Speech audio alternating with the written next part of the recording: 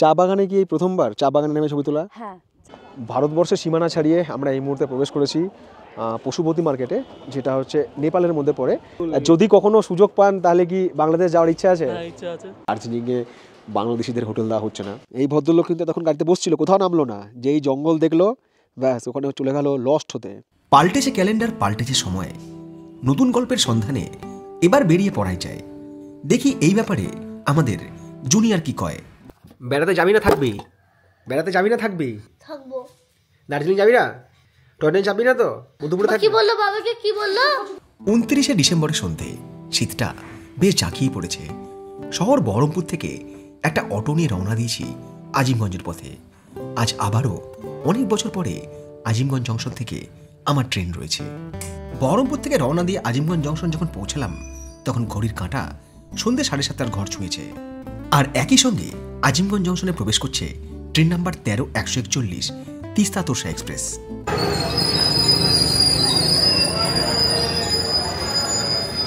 Station হলো, train হলো, এবার গন্তব্যটা বলে ফেলাই যাক। এই আমরা কোথায় যাচ্ছি? আমরা আছি দার্জিলিং। 2023-এর বিদায় প্রাককালে ঘন্টা বাজছে টিং টিং।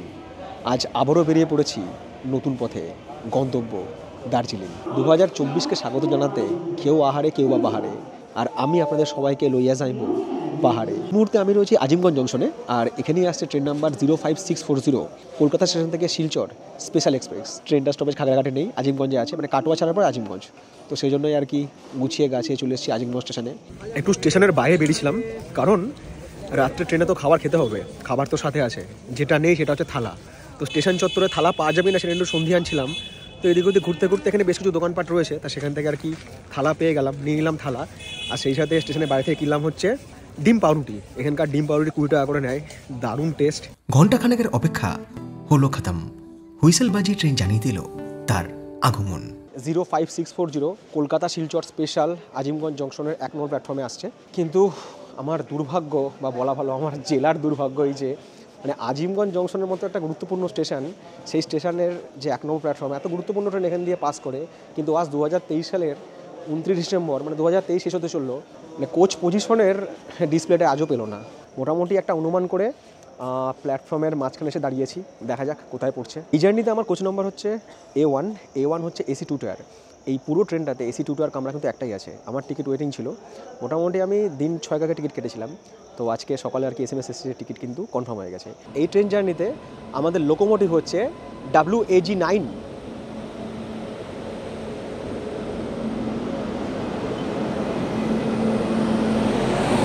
আর কামরাগুলো LHB নয়, ICF কোচ, ICF উৎকৃষ্ট কোচ।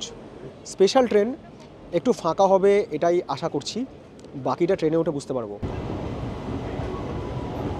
সময় রাত 9:16। আমাদের ট্রেন ছেড়ে দিল আজিমগঞ্জ জংশন, আর সেই সাথে বিদায় আমার জেলা, বিদায় শহর। দেখা হচ্ছে নতুন বছর। বাবা রে, এসে 2 tier sleeper. AC 2 tier, not sleeper. Sleeper কই? হ্যাঁ, এসি তো নয়। এসি আছে তো, গরম লাগছে তো, কারণ এখন শীতকাল বলে এসিটা কমিয়ে রাখা হয়েছে। সর্দি কা মহিনা আর এসি কামরায় পাসিনা। আমি বুঝতে পারছি না যে এসি কম করে রেখেছে না এখানকার এসি কাজ করছেই না। ওঠার পরে কিন্তু ভয়ানক গরম লাগছে। আজকের জার্নিতে জুনিয়র একটু চুপচাপই ছিল, তার কারণও ছিল। গতকাল ও ওখান থেকে ট্রেনে চেপেছিল, বারাণসী বেড়াতে গিয়েছিল। আজকে ফিরেছে হচ্ছে বিকালবেলায়, ফেরার কথা সকালে, ট্রেন লেট করেছে। আজকে বাড়ি ফিরতে ফিরতে বিকাল 4টের পরে বাড়ি ফিরে স্নান টান করে ফ্রেশ হয়ে আবার 7:30টার সময় বেরিয়ে এসছে। মানে গতকাল থেকে একটা ট্রেন জার্নি করে এসছে, আজ আবার একটা ট্রেন জার্নি করবে। স্পেশাল ট্রেনের এই জার্নিতে খাওয়া দাওয়া ছিল স্পেশাল। বহরমপুর থেকে আসার সময় সব সাথেই নিয়ে এসেছিলাম। আমাদের বহরমপুরে নতুন একটা রেস্টুরেন্ট খুলেছে, বনেদি হেসেল। তো আজকে আসার সময় ওখান থেকে আর কি খাবারটা প্যাক করেছি। আমি আমার জন্য আজকে বাসন্তী পোলাও নিয়ে এসেছি। বাসন্তী পোলাওয়ের টেস্ট কিন্তু ভাই অসাধারণ। যারা বহরমপুরের দর্শক বন্ধু তারা কিন্তু একবার খেয়ে দেখতে পারেন, আশা করি ভালো লাগবে। ভাত রয়েছে, আলু ভাজা রয়েছে, লেবু পেঁয়াজ রয়েছে, সোয়াবিনের তরকারি রয়েছে, আলু পটলের তরকারি রয়েছে, চিকেন রয়েছে, শুক্তো রয়েছে, ডাল রয়েছে, মাটন রয়েছে, আলু ভাজা রয়েছে, পাপড় ভাজা রয়েছে। এতগুলো সমস্ত আইটেম রয়েছে। একটু ঝাল আছে, বাট খাবার কিন্তু টেস্ট ভালো আছে। মাটনটা খুব টেস্টি। চাটনিও ছিল, এই ছিল হচ্ছে দই, আর এই ছিল হচ্ছে মিষ্টি। সব পাপড় দিয়ে দে না দে। না সময় রাত 10:04। আমাদের ট্রেন এই মুহূর্তে এসে দাঁড়িয়েছে জঙ্গিপুর স্টেশনে। আর এখানেই আমাদের সঙ্গে ক্রসিং হবে হচ্ছে ডাউন তিসাতোরসার। যেহেতু আগে আর কি সিঙ্গেল লাইন, তো ক্রসিংটা এখানে হয়ে যাবে, সেহেতু আমাদের ট্রেন এখানে একটু বেশি সময় ধরে দাঁড়িয়ে আছে। ঠান্ডা তো লাগছে, এই দিকটা এসে অনেকটাই ঠান্ডা লাগছে, অতটা ঠান্ডা আজিমগঞ্জে লাগছিল না। যত আগে আগে যাবো ঠান্ডা আশা করছি বাড়বে। তুমি কি ঘুমাবে না সারা রাত ঝুলবে এখানে? হ্যাঁ বলবো কেন, ওটা তোমার সিট কোনটা? তোমার কোন সিট কোনটা? তো এইখানে বসো, ওখানে কেন যাচ্ছ? ওটা তো আমাদের সিট নয়, একটু বলবো। যা চলে যাও। আর একজন এই রাতেও আর কি শুরু করে দিয়েছে তার রাতের খেলা। খালি ট্যাবলেটটা দেখো, ট্যাবলেটটা। ট্যাবলেট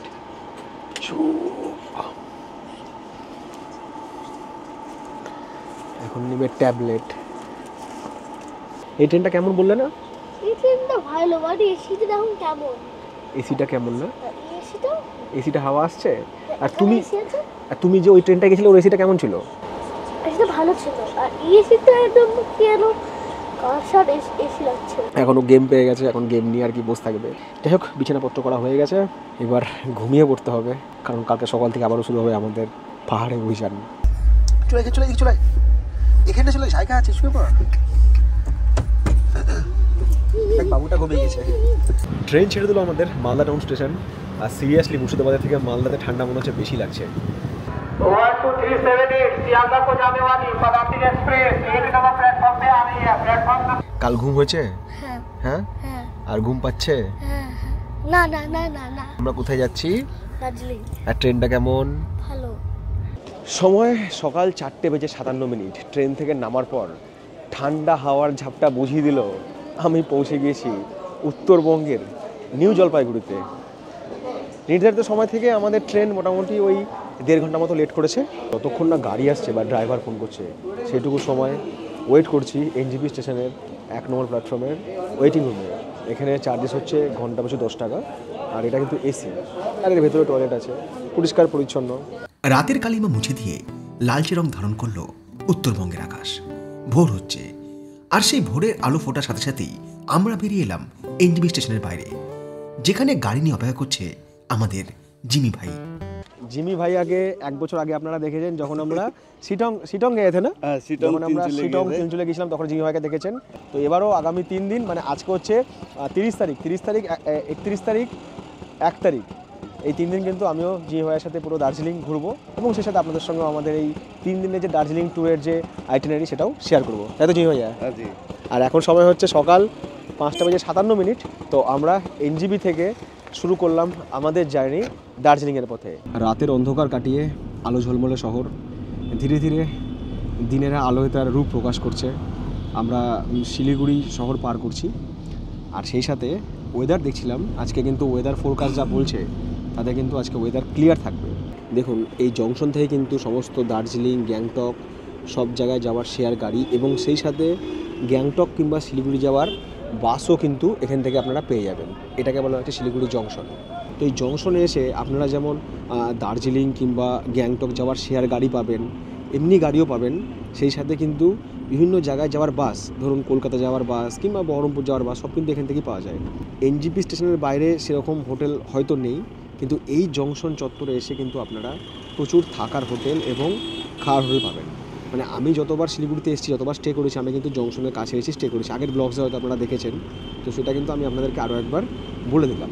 আর যদি শেয়ারিংয়ে যেতে না চান, যদি আমার মতো এরকম প্রোগ্রাম করতে চান, সেক্ষেত্রে আমি যাদের সাথে প্রোগ্রাম করছি ট্যুর কিংডম, তাদের নাম্বার আমি তো দিয়ে দিচ্ছি স্ক্রিনে এবং ডেসক্রিপশন বক্সে, সেখান থেকে আপনারা কন্ট্যাক্ট করতেই পারেন। কারণ আমি কিন্তু ওদের সাথে এর আগে ডুয়ার্স, ইস্ট সিকিম, নর্থ সিকিম, গত বছর শিটং, লামহাটা, তিনচুলে সবই ঘুরেছি। আবারও এবার দার্জিলিং এসছি, এরপরে অরুণাচল যাব। অনেক দর্শক বন্ধু রয়েছেন যারা পার্সোনাল গাড়ি কিংবা বাইক নিয়ে দার্জিলিং যেতে চান। সেই কারণে আজকের পর্বে দার্জিলিং যাওয়ার রাস্তা সম্পর্কেও কিছু তথ্য আপনাদের শেয়ার করব। এই দার্জিলিং মোড় থেকেই এখন ঘুম হচ্ছে 69 কিলোমিটার, দার্জিলিং হচ্ছে 77 কিলোমিটার, আর কার্শিয়াং হচ্ছে 45 কিলোমিটার। আমরা এখন চলেছি হিলকাট রোড ধরে, আর সামনেই রয়েছে হচ্ছে শুকনা ফরেস্ট, শুকনা বাজার। এটা হচ্ছে রোহিণীর দিকে চলে যাচ্ছে রাস্তাটা, আর সিধা হিলকাট। আর এই যে ফরেস্ট ধরে আমরা চলেছি, এটা হচ্ছে শুকনা ফরেস্ট। এটা হচ্ছে রোহিণী ব্রিজ। আমরা দার্জিলিং মোড় থেকে এলাম, আর বাগডোগরা এয়ারপোর্ট কিংবা মাটিগাড়া থেকে যে রাস্তাটা আসে সেই রাস্তাটা আর ওই যে রাস্তা ধরে আমরা এলাম মানে দার্জিলিং মোড় থেকে, এই দুটো রাস্তা এখানে এসে মিশে গেল। এবার রাস্তা সোজা চলবে। এই চেকপোস্ট থেকে এই যে ডান দিকের রাস্তাটা, এটা হচ্ছে রোহিণী রোড। এই রাস্তা চলে যাচ্ছে হচ্ছে কার্শিয়াংয়ের দিকে, আর আমরা যাব হচ্ছে সোজা মিরিকের দিকে। গাড়িধুরার চেকপোস্ট এটা, আর এই হচ্ছে গাড়িধুরা বাজার। আর এই সোজা যে রাস্তাটা যাচ্ছে এটা হচ্ছে পাংখাবাড়ি রোড। এই রাস্তা যাচ্ছে হচ্ছে কার্শিয়াংয়ের দিকে, বাট আমরা নেব হচ্ছে বাঁ দিকে মিরিকের রাস্তায়। এই যে লেখা আছে ওয়েলকাম টু মিরিক। মিরিক হচ্ছে এখনও 29 কিলোমিটার। যারা ডিরেক্ট দার্জিলিং যাবেন বা ডিরেক্ট কার্শিয়াং যাবেন তাদের ক্ষেত্রে মিরিক হয়ে যাওয়ার কোনো দরকার নেই। আর যারা মিরিক হয়ে যাবেন তারা তো এই পথ ধরবেন, বা আপনারা যাওয়ার সময় সোজা দার্জিলিং গেলেন, ফেরার সময় মিরিক হয়ে ফিরতে পারেন। যে কোনো একটা দিক থেকে ট্রিপটা করতে পারেন। আমরা প্রথমে ওল্ড হিলকার্ট রোডকে ছেড়ে এসেছি। ওই যে টয় ট্রেনের লাইনটা যেখানে ছিল ওটা হচ্ছে ওল্ড হিলকার্ট রোড। রোহিণী রোডকেও আমরা ছেড়ে এলাম। রোহিণী রোড দিয়ে আমি গিয়েছি বাইক নিয়ে। তারপরে আসবে হচ্ছে পাংখাবাড়ি রোড। এই পাংখাবাড়ি রোডটা কিন্তু অনেক পুরনো রাস্তা, আর এই পাংখাবাড়ি রোড কিন্তু যথেষ্ট খাড়াই। আর তারপরে আসবে হচ্ছে মিরিক রোড। আরও একটা রাস্তা আছে সেবক রোড ধরেও কিন্তু আপনারা যেতে পারবেন। 4টে নয় 5টা রাস্তা আছে, তবে সেবক রোডটা অনেকটাই সেক্ষেত্রে ঘুরপথ হয়ে যাবে। আর এই সামনে রয়েছে দুধিয়া ব্রিজ, দুধিয়া নদী, তার উপর দিয়ে রয়েছে দুধিয়া ব্রিজ। আর দুধিয়া নদীর এই দিকটায় রয়েছে পিকনিক স্পট। এখানে সবাই আর কি পিকনিক করে। দুধিয়ার পর থেকে কিন্তু শুরু হবে আমাদের পথ পাহাড়ে ওঠা। দুধিয়া অবধি রাস্তা মোটামুটি সমতল ছিল, এবার দেখুন গাড়ি কিন্তু আমাদের পাহাড়ে উঠবে। আর দুধিয়া থেকে মিরিক হচ্ছে প্রায় 22 কিলোমিটার। বাইক নিয়ে যখন প্রথমবার আসি তখন আমরা এসেছিলাম হচ্ছে 4 জন। যখনই এই পাহাড়ে ওঠার ব্যাপার এলো, মানে কিছুটা পথ গিয়ে 2 জন ফিরে গেল। তারা বললো যে না, আমরা যাব না, আমরা এই পাহাড়ে উঠতে পারবো না, বাইক নিয়ে ভয় লাগছে। 2 জন ফিরে গেল। পড়েছিলাম আমি আর শুভ, আমরা 2 জন ছিলাম। তো সেই আমরা 2 জন আর কি সেই পাহাড়ে উঠেছিলাম। আর সেবারও আমাদের নাইট স্টেটা মিরিকেই হয়েছিল। এটা আমি বলছি 2019 সালের কথা, 19 সালের শেষের দিকের কথা। তখনই আমি বাইক কিনেছিলাম। প্রত্যেকটা জায়গার সাথে উত্তরবঙ্গের না কোনো স্মৃতি জড়িয়ে আছে, হয় ছোটোবেলার নয় মাঝারি বয়সের। কমলালেবু দেখলে সবার আগে মনে পড়ে দার্জিলিংয়ের কমলালেবু। তো দার্জিলিংয়ের পথে আমরা দাঁড়িয়েছি এখানে। তো এখানে কিন্তু রাস্তার পাশে কমলালেবু প্রচুর বিক্রি হচ্ছে। এটা হচ্ছে 200 টাকা ডজন, মানে 12টার দাম 200 টাকা। দারুণ মিষ্টি। ওই যে একটা কবিতা আছে না, টিং টিং দার্জিলিং, তো এটা হচ্ছে টিংলিং ভিউ পয়েন্ট। এখান থেকে মিরিক হচ্ছে 10 কিলোমিটার। আপনারা অনেকে হয়তো দেখেন অনেক ছবিতে যে লেখা আছে আই লাভ মিরিক, তো এই যে আই লাভ মিরিক এটা হচ্ছে সেই টিংলিং ভিউ পয়েন্ট। আর আমরা ওই রাস্তা ধরে উঠে এলাম পাহাড়ি পথ ধরে, চা বাগানের মাঝখান দিয়ে পথ। অনেকেই আছেন যারা সোলো বেড়াতে আসেন, গ্রুপে বেড়াতে আসেন কিংবা কাপল বেড়াতে আসেন। তো সবার কাছে একটা সমস্যা হয় যে ছবি তোলা। লোককে রিকোয়েস্ট করতে, দাদা ছবি তুলে দিন। আপনারা কিন্তু একটা এরকম সেলফি স্টিক কিনতে পারেন। এটা কিন্তু অনেকটা বড়ও হয় এবং সেই সাথে হচ্ছে একটা এরকম রিমোট। তো এই রিমোট আর সেলফি স্টিক থাকলে কি হবে, আপনারা যে কোনো পয়েন্টেই কিন্তু এইটা প্রেস করে ছবি তুলতে পারবেন। আপনাদের সেলফি স্টিক লাগালেন, মোবাইল ওখানে লাগালেন, এখান থেকে প্রেস করলেন, যত ইচ্ছে নিজেদের যত খুশি অ্যাঙ্গেল করে ছবি কিন্তু ভিডিও এটা দিয়ে শ্যুট করতে পারবেন। এবং এটা কিন্তু অ্যান্ড্রয়েড এবং iOS মানে আইফোনেও কিন্তু এটা কাজ করবে, দুটো ডিভাইসে কিন্তু এটা কাজ করবে। এখানে মোমো পাওয়া যাচ্ছে। এই হচ্ছে মোমোর অ্যাকচুয়াল সাইজ, বড় ধ্যাপড়া নয়, ছোটো মোমো, কিন্তু আমাদের চিকেনটা কিন্তু সলিড রয়েছে। আমরা খাবো হচ্ছে দুধ চা, যে দুধ চাটা আমি সব জায়গাতে নিয়ে যাই। আর আজকে জিমি ভাইকেও সে দুধ চা টেস্ট করাবো। না, ইয়ে চাই হ্যাঁ, ইনস্ট্যান্ট চাই, দুধ চাই হ্যাঁ। আর পিকে দেখিয়ে টিংলিং ভিউ পয়েন্টে চা পানের বিরতির পর সেখান থেকে রওনা দিয়ে খুব অল্প সময়ের মধ্যে পৌঁছে গেলাম মিরিক লেকের কাছে। আর এখন সময় হচ্ছে ঠিক সকাল 9টা। মিরিক লেকের এই হচ্ছে পার্কিং, লেক গার্ডেন, সেখানে এন্ট্রি পয়েন্ট।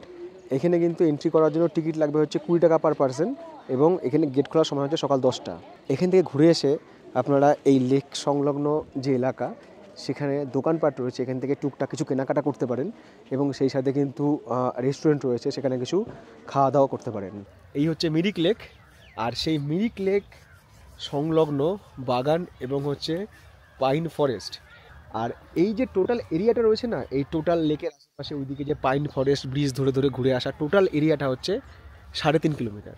এইদিকে রয়েছে মিরিকের ব্রিজ, যে ব্রিজ ধরে ওপরে যাওয়া যায়, এবং সেই সাথে এটা হচ্ছে বোটিং পয়েন্ট। এখান থেকে কিন্তু বোটিং করানো হয়। আজ যা ঝকঝকে ওয়েদার, ছবি তোলার জন্য দুর্দান্ত।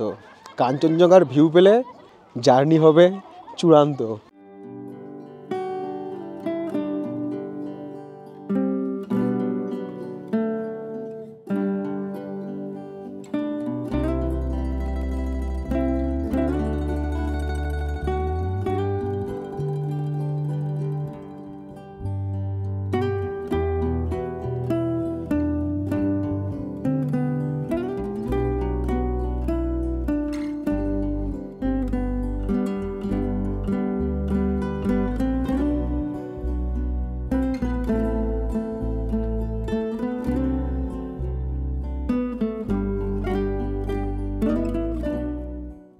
তুমি গেলে না মিরিক লেক দেখতে? তুমি কি করছো গাড়ির মধ্যে? ট্যাব নিয়ে গেম খেলছো? নামার ভয়ে গাড়ির কাঁচ তুলে দিচ্ছে, এখন গাড়ির কাঁচ লাগিয়ে ভেতরে বসে ট্যাব নিয়ে গেম খেলবে। ওর হচ্ছে ঠিক টাইমে খাওয়া, ঘুম, টিভি বা মোবাইল, আর নাহলে চিকেন, আর নাহলে চিকেন পকোড়া, এই পেলেও খুশি। আমি তো ওকে এগুলো দিয়ে আসতাম বাড়িতে, বলতাম তুই 7 দিন 10 দিন 15 দিন থাক, ওর কিছু এসে যায় না, শুধু মাঝে মধ্যে একটু ভিডিও কল করে দেখে নেবে যে লোক ঠিক আছে কিনা, বাস ও বিন্দাস, ওকে নিয়ে আমার কোনো চাপ নেই। আর এমনিতেও ছোটো বয়সে 4 ধাম, কাশ্মীর, কন্যাকুমারী, রাজস্থান সব করে নিয়েছে, ও ছোটো থেকে অনেক ঘুরে নিয়েছে। স্কুলে ভর্তি হওয়ার পর থেকে ছুটি ফুটি পায় না, তার জন্য আবার কোথাও যেতে পারে না। আর ওদের স্কুলে তো শুধু ছুটি নিলেই হচ্ছে ডায়েরিতে লিখে দেবে, দুষ্টুমি করেও লিখে দেবে, পড়া না পারলেও লিখে দেবে, বেতন বাকি থাকলেও লিখে দেবে, যাই কিছু হোক নোট লিখে দেবে।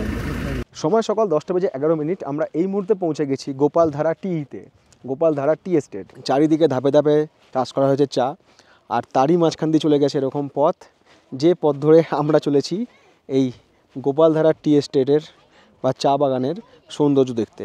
চা বাগানে কি এই প্রথমবার চা বাগানে নেমে ছবি তোলা? এর আগে আমি মুন্নারে তুলেছি, কিন্তু মুন্নারে এরকম এত বড় বড় গাছগুলো ছিল না, শুধু চা বাগানই ছিল। আর এখানে পুরো পাহাড়ে একদম গাছের মাঝখানে চা বাগান, তো এটা অপূর্ব সুন্দর।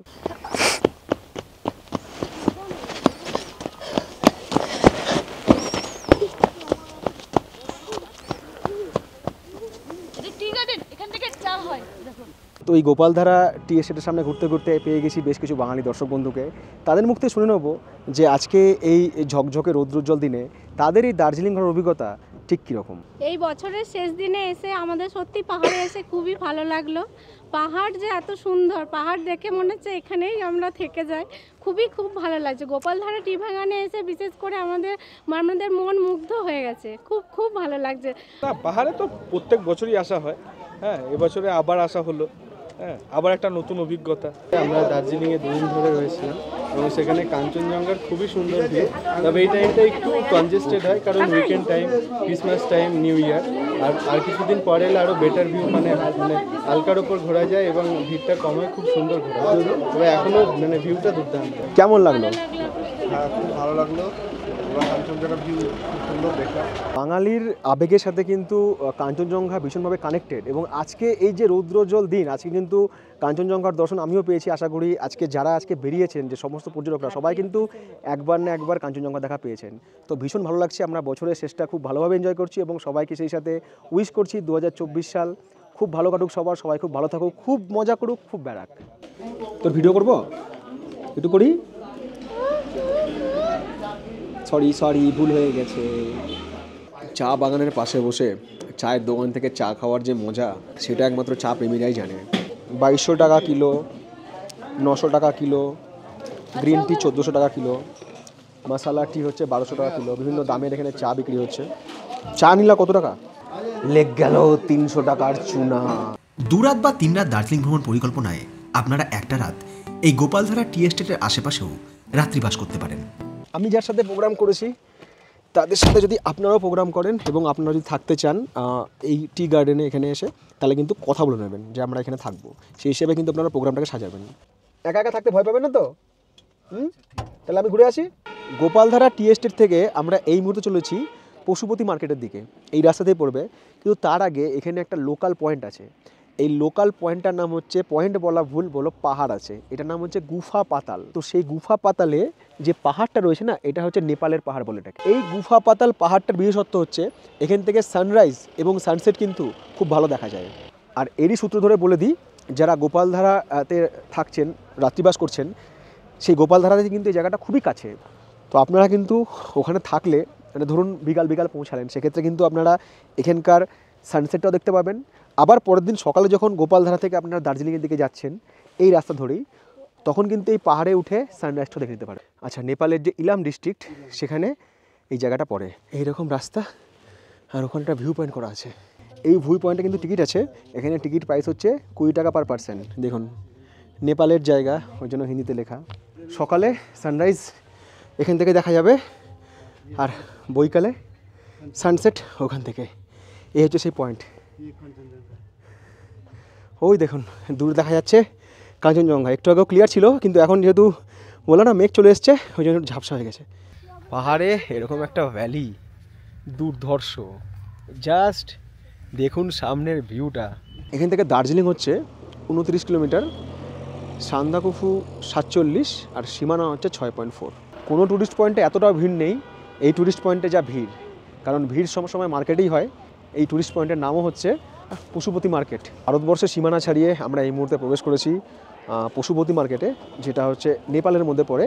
এবং এখানে এন্ট্রি করার জন্য এসএসবির যে অফিস আছে সেখানে আধার কার্ড দেখিয়ে এন্ট্রি করতে হলো। সেখানে নাম, ঠিকানা, ঘর থেকে এসছি সব লিখলো, ফোন নাম্বার, এবং সেই সাথে আধার কার্ড দেখলো।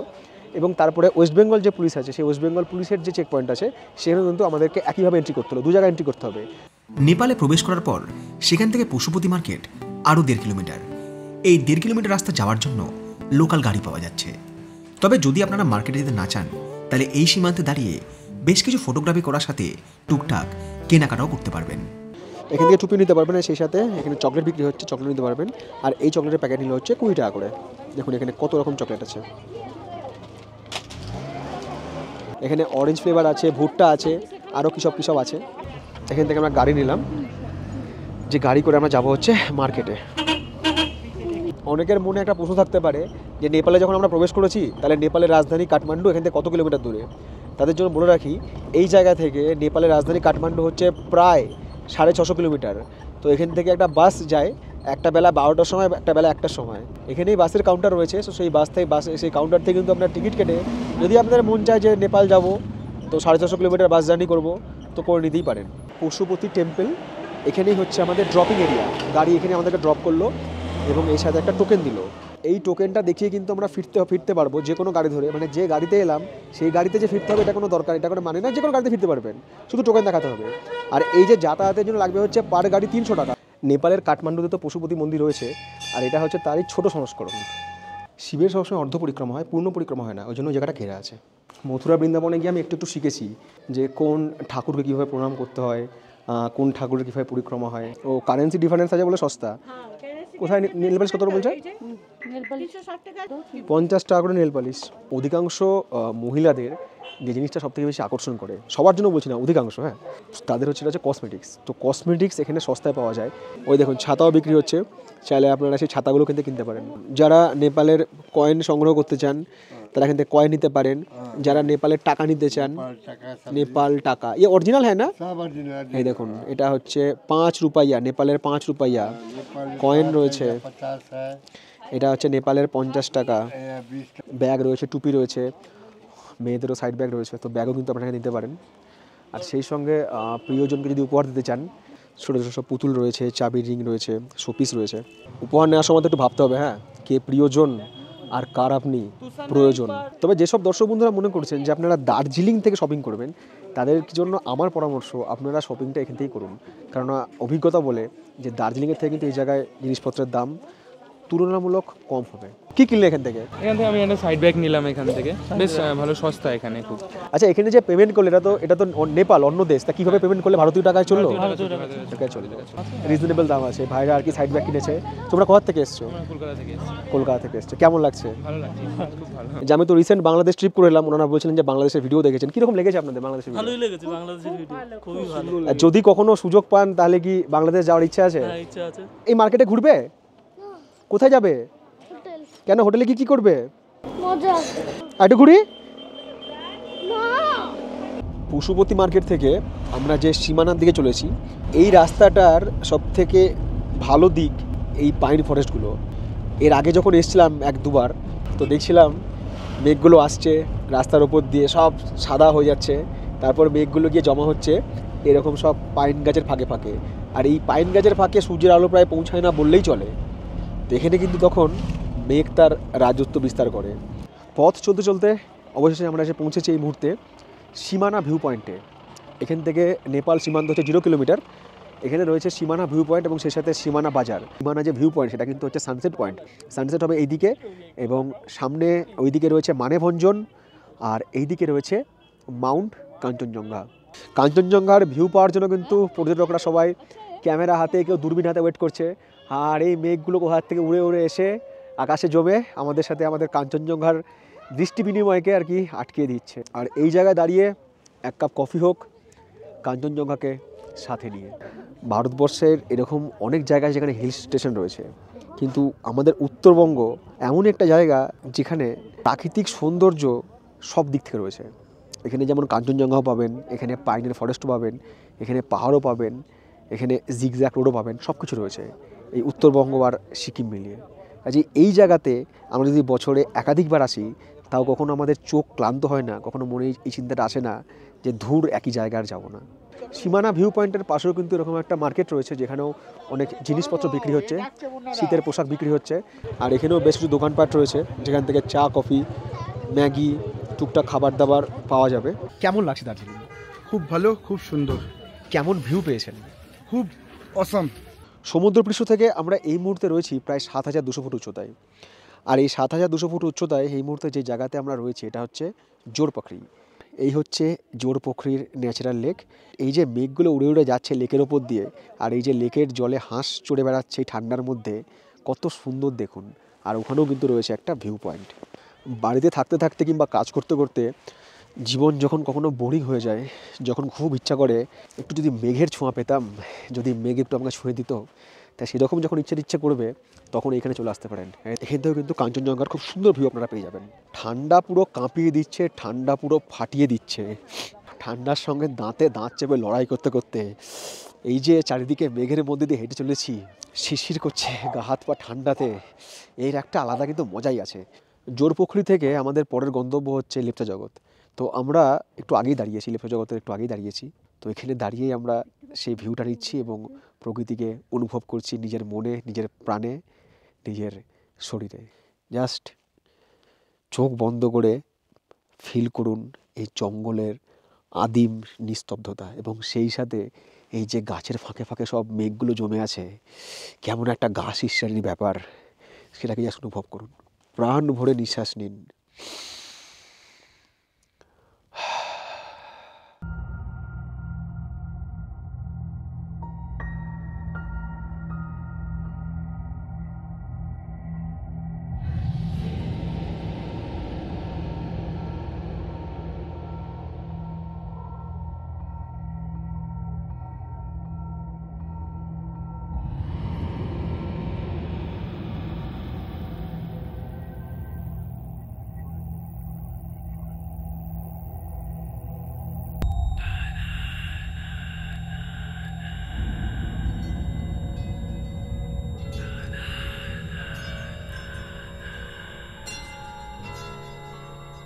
এই ভদ্রলোক কিন্তু তখন গাড়িতে বসছিল, কোথাও নামলো না। যেই জঙ্গল দেখলো ব্যাস ওখানে চলে গেল লস্ট হতে।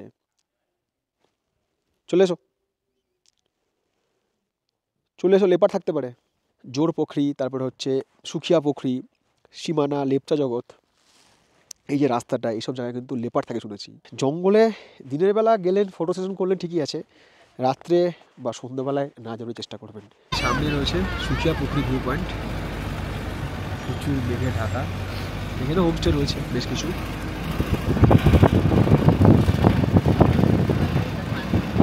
এইটা হচ্ছে সুখিয়া পুকুরির বাজার। এই সুখিয়া পুকুরির একটা রাস্তা যেমন চলে যাচ্ছে মিরিকের দিকে, তেমনি আরেকটা চলে যাচ্ছে মানেভঞ্জনের দিকে। মানে যারা ওই সান্দাকফু যাবেন মানেভঞ্জন হয়ে, মানে মানেভঞ্জন হয়ে যেতে হয়, সেই মানেভঞ্জনের রাস্তা কিন্তু এই সুখিয়া পুকুরি থেকে ভাগ হয়ে যায়, পিছনেই রাস্তাটা রয়েছে। এটা একটা বাজার, দোকানপাট রয়েছে, এখানেও কিছু হোমস্টে রয়েছে। এই হচ্ছে পাইন ভিউ পয়েন্ট, লেপচা জগৎ, সীমানা range.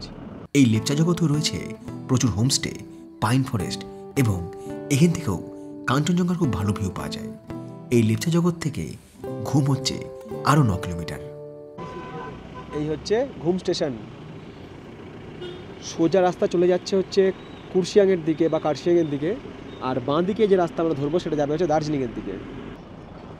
DHR Darjeeling Himalayan railway. আমরা ট্রেনের সাথে সাথেই যাবো একটু ফটোশুট করতে করতে।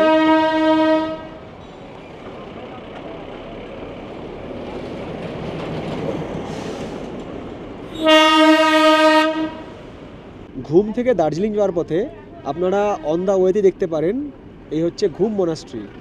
ঘুম স্টেশন পার হতে না হতেই গাড়ির যাত্রীরা ঘুমে আচ্ছন্ন হয়ে পড়েছে। সামনের প্যাসেঞ্জার ঘুমাচ্ছে, পাশের প্যাসেঞ্জার ঘুমাচ্ছে, এনার্জি শেষ। আর এখনও ফুল এনার্জি আমার, কেন আজকে এখনও ব্লগটা কন্টিনিউ করতে হবে, প্লাস সন্ধ্যাবেলা গিয়ে এডিটে বসতে হবে। এখানে হচ্ছে ব্লগারের লাইফ, এইভাবে অভ্যস্ত আমরা, যতই রাত জাগি দিন জাগি সবসময় অ্যাক্টিভ থাকতে হবে। আমরা প্রায় পৌঁছে গেছি দার্জিলিং শহর উপকণ্ঠে। পেছনেই আমরা পার করে এলাম দার্জিলিং স্টেশন। আমরা ভোর 5:30টার সময় স্টার্ট করেছিলাম আমাদের জার্নি। তারপর সব কিছু ঘুরে দেখতে দেখতে যখন আমরা দার্জিলিং এসে পৌঁছালাম তখন মোটামুটি 3:10। এই যে আগামীকাল যে আমরা টাইগার হিল যাব সকালবেলায়, সেই টাইগার হিলের এই যে টোকেন। দার্জিলিংয়ের ম্যাল রোডকে আমরা পেছনে ফেলে এলাম। ম্যাল রোড থেকে আমার হোটেল হচ্ছে প্রায় 100 মিটারের মধ্যে। হোটেল চলে এসে তো তুই বলে এতক্ষণ ধরে হোটেল কখন আসবে, হোটেল কখন আসবে, তুই তো ঘুমিয়েই থাকলি। হোটেলে রিল্যাক্স করবি না, চিকেন খাবি না, হোটেল চলে এসছো তো। এই হচ্ছে আমাদের হোটেল, হোটেল পিঙ্ক মাউন্টেন, রাস্তার ওপরেই। হোটেলে চেক ইন করার আগে দুটো গুরুত্বপূর্ণ ইনফরমেশন দিয়ে দিই আপনাদেরকে। দার্জিলিংয়ে এখানে বেশিরভাগ হোটেলে কিন্তু চেক ইন টাইম হচ্ছে বেলা 1টা এবং চেক আউট টাইম হচ্ছে পরের দিন বেলা 11টা। আমি যখন বাংলাদেশ ট্রিপে গিয়েছিলাম তা আমাকে অনেকে বলছিল যে আপনাদের নাকি দার্জিলিংয়ে বাংলাদেশিদের হোটেল দেওয়া হচ্ছে না। সম্পূর্ণ ভুল তথ্য, এরকম কোনো ব্যাপার এখানে নেই। আমি এই হোটেলে জিজ্ঞেস করলাম, বললো আজকেই বাংলাদেশি ট্যুরিস্ট আর কি এখান থেকে চেক আউট করেছেন, কাজেই গুজবে কান দেবেন না। তো এই হোটেলে আমার রুম নাম্বার হচ্ছে 304। তো চলে আসুন, করে নিই আমরা RP রুমে প্রবেশ। রুমের সব থেকে সুন্দর জিনিস সেটা কি হচ্ছে, সেটা হচ্ছে ভিউজ। এখানে তো সোফা রাখা আছে বসার জন্য, বসে চাটা খাওয়ার জন্য। আর পর্দা সরিয়ে দিলে সামনেই রয়েছে দার্জিলিং শহর। আর দূরে এখন দেখা যাচ্ছে আবছা আবছা কাঞ্চনজঙ্ঘা, কারণ আকাশে মেঘ রয়েছে। মেঘ যখন কেটে যাবে তখন কিন্তু কাঞ্চনজঙ্ঘার দুর্ধর্ষ একটা ভিউ আমরা এখানে বসেই পাবো। শুধু এখানে বসে কেন, বিছানায় শুয়েও পাওয়া যেতে পারে। চা করা জিনিসপত্র সেগুলো রয়েছে এখানে, ফোন চার্জ দেওয়ার জায়গা রয়েছে, জলের বোতল রয়েছে। সব থেকে সুন্দর এখানকার বাথরুম, শুধু বাথটবটাই নেই, বাকি বাথরুম দুর্ধর্ষ। এখানে বেসিন রয়েছে, টাওয়াল রয়েছে, শাওয়ার রয়েছে। খিদে পেয়েছে, কাল রাত্রের পরে বেচারা কিছু খাইনি, এই এসে গিয়েছে আমাদের খাবার। তো আজ আমরা লাঞ্চ করব ওই কাঞ্চনজঙ্ঘাকে দেখতে দেখতে। দেখুন কাঞ্চনজঙ্ঘা আস্তে আস্তে স্পষ্ট হচ্ছে। প্রথম দিনের লাঞ্চটা গাড়িতে আসতে আসতেই হোটেলে ফোন করেই অর্ডার দিয়েছিলাম। আর খাবারের টেস্ট মোটামুটি। খাওয়া দাওয়া শেষ করে একটানা ঘুম। তারপর সন্ধ্যাবেলায় যখন বেরোলাম তখন বাইরের তাপমাত্রা 9 ডিগ্রি। বেরোতে ইচ্ছা করছিল না, তো তবুও বেরোলাম। যে প্রথম দিন এসেছি, একটু সন্ধ্যাটা ম্যাল রোডে ঘুরে আসি, কিছু টুকটাক খাওয়া দাওয়া করে আসি। কি মল রোড না পার্ক স্ট্রিট কে জানে, এইরকম লেভেলের ভিড়। 30শে ডিসেম্বরের সন্ধ্যা। আর মাত্র 48 ঘন্টা পার হলেই ইংরেজির নতুন বছরের শুরু, আর সেই সাথে জমজমার দার্জিলিংয়ের ম্যাল রোড। এর আগের বছর তো গিয়েছিলাম সিকিমে, গ্যাংটকের ম্যাল রোড দেখেছিলাম আপনাদেরকে।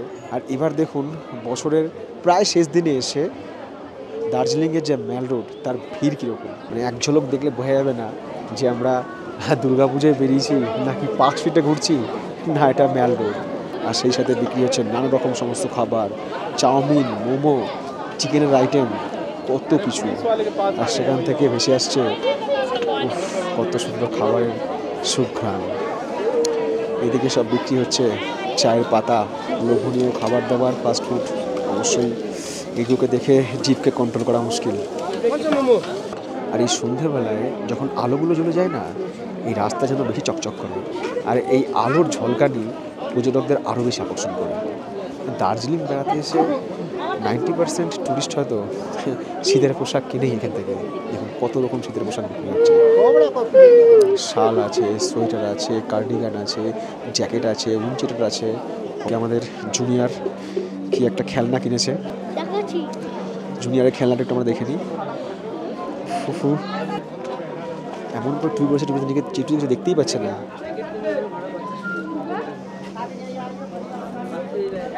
বছরের প্রায় শেষে এসে 908-এ সাক্ষী হতে পর্যটকদের অনেকেই তখন লাইন দিয়েছে ঐতিহ্যবাহী গ্লিনারিজ রেস্তোরাঁর বাইরে।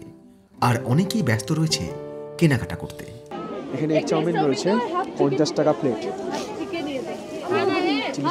এই সব কিছুর মধ্যে আমাকে সবথেকে বেশি আকর্ষণ করছিল রাস্তার ধারেই ওই ফাস্ট ফুডের স্টলগুলো।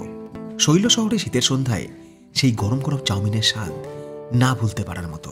শীতকালে গরম গরম খাবারটা বিশেষ করে এই ভিড়ে, এত মানুষের ভিড়ে আর এরকম জায়গাতে সত্যি ভীষণ ভীষণ উপভোগ্য। আর এই ফাস্ট ফুডের মধ্যে চিকেনের আইটেমগুলো ছিল সব থেকে বেশি।